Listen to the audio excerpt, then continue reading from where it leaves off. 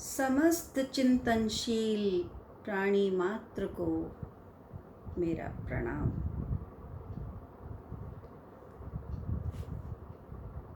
मोक्ष, इस शब्द को हमारे देश में बहुत लंबे समय से प्रयोग किया जाता रहा है। मोक्ष क्या है? मोक्ष को समझने से पहले अगर थोड़ा सा भी विचार करेंगे तो पता चलेगा कि मोक्ष किसका विपरीत शब्द है? बंधन का। जैसे दिन का विपरीत अर्थक शब्द कौन सा है? रात। सुख का दुख, हानि का लाभ। इसी तरह से मोक्ष का विपरीतार्थक शब्द कौन सा है? बंधन। तो मोक्ष का अर्थ ही है अर्थात जिसमें बंधन न हो। बंधन का उल्टा तो वही होगा ना, जिसमें बंधन न हो। तो मोक्ष मतलब बंधन न हो। बंधन कहाँ कहाँ पैदा हो जाते हैं, कौन पैदा करता है और किस प्रकार से ये मोक्ष में बाधक बन जाता है, उसके लिए हम चर्चा करेंगे। स्मरण आता है बहुत बड़ी बाधा बनी मोक्ष के मार्ग में मीराबाई के। मीराबाई जो जन्म से ही कृष्ण भक्त थी और क्या गाती थी, बचपन से कृष्ण को पति रूप में अपना लिया था। जितनी छोटी उसकी अवस्था थी, उस अवस्था में पति क्या होता है भौतिक अर्थों में यह समझ पाना ही असंभव था। तो मीराबाई ने बचपन से पति शब्द का अर्थ स्वामी से लगाया और अपनी माँ के कहने पर ये मान लिया कि तेरे स्वामी, तेरे मालिक कृष्ण है। इसलिए बचपन से कृष्ण को अपना स्वामी, साधारण भाषा में पति मानते हुए वह कृष्ण से अपना संबंध प्रगाढ़ करती गई अनेकों प्रकार से। और उसी के उपक्रम में अनेकों पद लिखे, क्योंकि जब आप संबंध बनाते हैं किसी से भी, वो संबंध मानसिक होता है। मानसिक संबंध ही वास्तविक संबंध होता है। मानसिक संबंध में आप एक तरफा बात नहीं कर सकते हैं। आपको वार्तालाप करना पड़ता है। दोनों तरफ का जानने के लिए आपको वार्तालाप करना पड़ता है, क्योंकि अगर आपका डायलॉग नहीं होगा, दो तरफ की बात, डाई मीन्स टू, दो तरफ की बात नहीं होगी तो संबंध स्थापित नहीं होगा। तो मीराबाई बचपन से ही कृष्ण को अपना पति मानकर उससे बातें कर रही हैं और उनके साथ वो खा रही हैं तो उनको खिला रही हैं, वो खेल रही हैं तो उनको साथ में खिला रही हैं, अपने लिए वस्त्र आ रहे हैं तो कृष्ण के लिए वस्त्र आ रहे हैं। अर्थात मीराबाई के हर एक क्रियाकलाप में कृष्ण सम्मिलित हैं और कृष्ण उनके मालिक हैं। और जैसे जैसे मीराबाई बड़ी होती है, उनका ये जो कृष्ण के साथ संबंध है ये प्रगाढ़ होता चला जाता है। ये जाने बिना, ध्यान दीजिए, ये जाने बिना कि जिन कृष्ण को वो अपना पति मान चुकी हैं, अपना स्वामी मान चुकी हैं, वो केवल उनके स्वामी नहीं हैं, वो संसार के स्वामी हैं। मीरा को इससे कुछ लेना देना ही नहीं था कि कृष्ण और कितनों के स्वामी हैं। वो केवल ये जानती थी कृष्ण मेरे स्वामी हैं। और ऐसी मीराबाई जो कहती है कि कृष्ण के अतिरिक्त मैं किसी और को अपना पति नहीं मानूंगी, अपना स्वामी नहीं मानूंगी, विवाह होने के पश्चात अपने पति से कह देती है कि पति तो मेरे पहले से हैं, इसलिए इस विवाह का कोई अर्थ नहीं है। उसके पति राजा भोज समझ लेते हैं मीरा की भावना को, कि उस भावना में कितनी शुद्धता और कितनी पवित्रता थी। वह मीरा के और ईश्वर के बीच के संबंध को समझ लेते हैं और इसीलिए मीरा के साथ सहयोग करते हैं कि जिस प्रकार से भी तुम अपने ईश्वर की आराधना करना चाहो, तुम स्वतंत्र हो। परंतु जैसे ही मीरा के विवाह के 4 वर्ष उपरांत उसके पति की मृत्यु हो जाती है, तो उसके पति का छोटा भाई, जो अब रिश्ते में उसका देवर लगता है, वो इस बात को समझने में असमर्थ है कि किसी एक व्यक्ति विशेष का ईश्वर के साथ ऐसा संबंध कैसे हो सकता है, वो भी किसी स्त्री का, कि वो ईश्वर को पति मान ले। मीरा के देवर की समझ से बाहर है ये बात, और उसकी ननद की समझ से भी बाहर है। इसलिए वो निरंतर उनके सोच के, शक के दायरे में रहती है, क्योंकि वो दोनों, मीराबाई का देवर और मीराबाई की ननद, ऐसा मानने लगते हैं कि शायद मीरा का किसी कृष्ण नाम के व्यक्ति से कोई भौतिक संबंध है, जबकि ऐसा था ही नहीं। ये केवल उनके मस्तिष्क की उपज थी, क्योंकि उन्होंने कभी भौतिक संबंध से आगे निकलकर किसी को ईश्वर के साथ इतना प्रगाढ़ संबंध बनाते हुए कभी देखा ही नहीं था।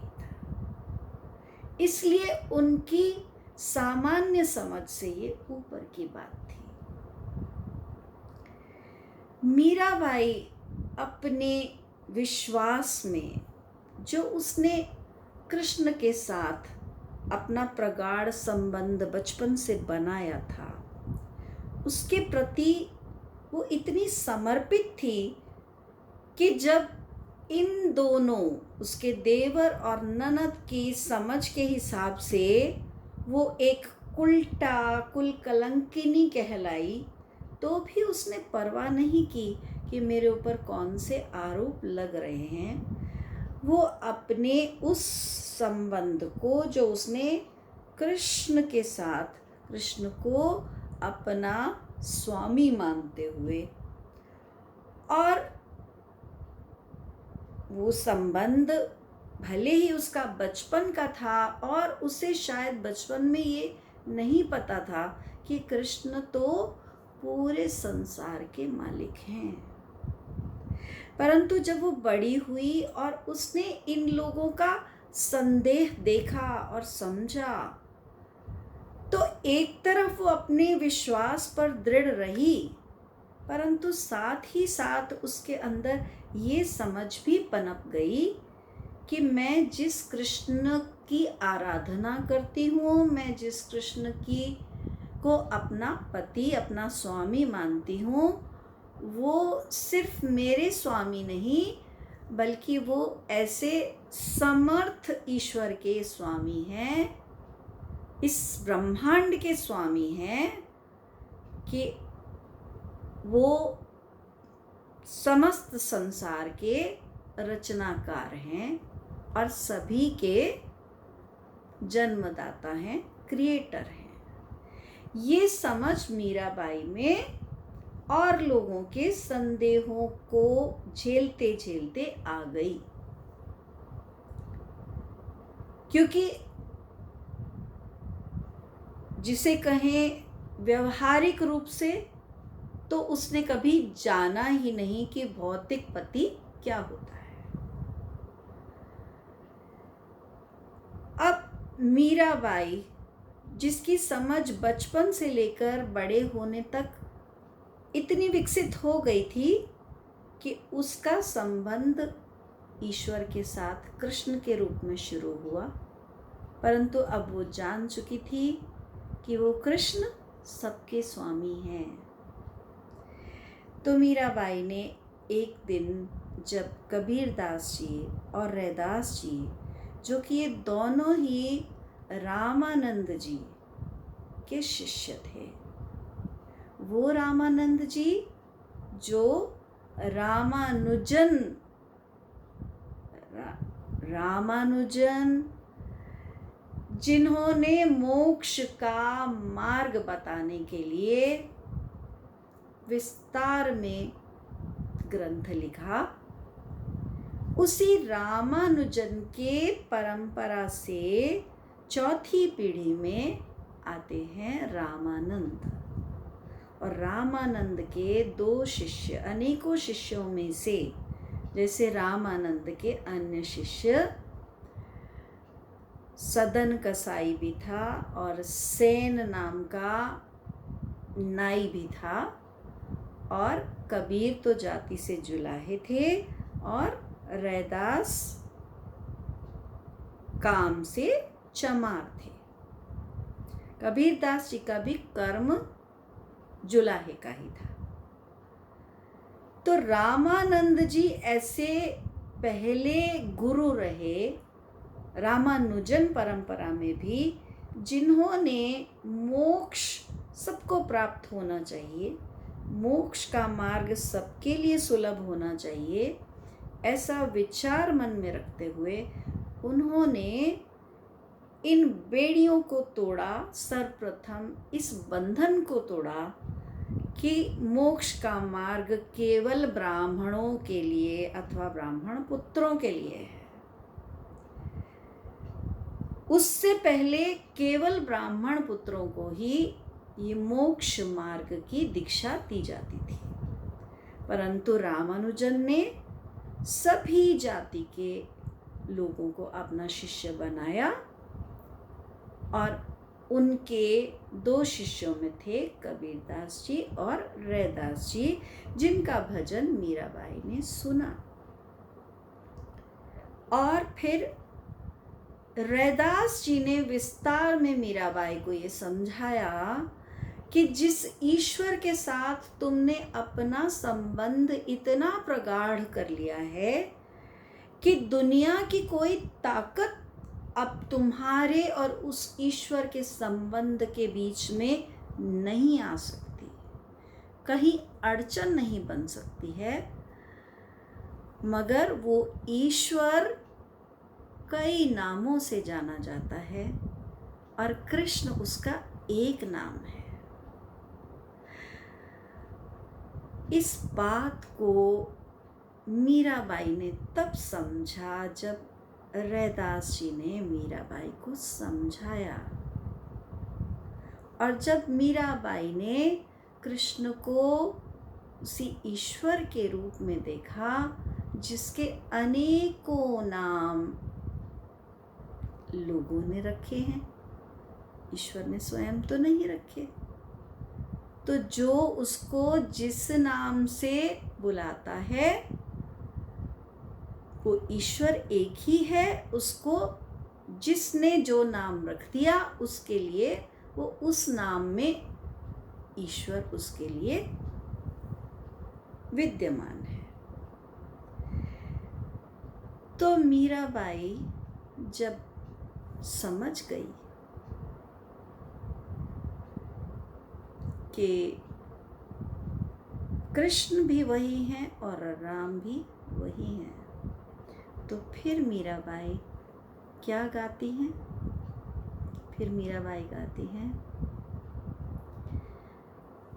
आ,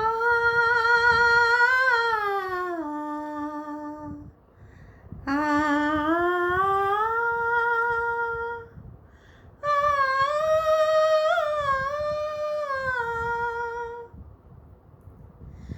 पायो जी मैंने राम रतन धन पायो, पायो जी मैंने राम रतन धन पायो, वस्तु अमोलिक दी मेरे सतगुरु, वस्तु अमोलिक दी मेरे सतगुरु, कृपा कर अपनायो, पायो जी मैंने राम रतन धन पायो।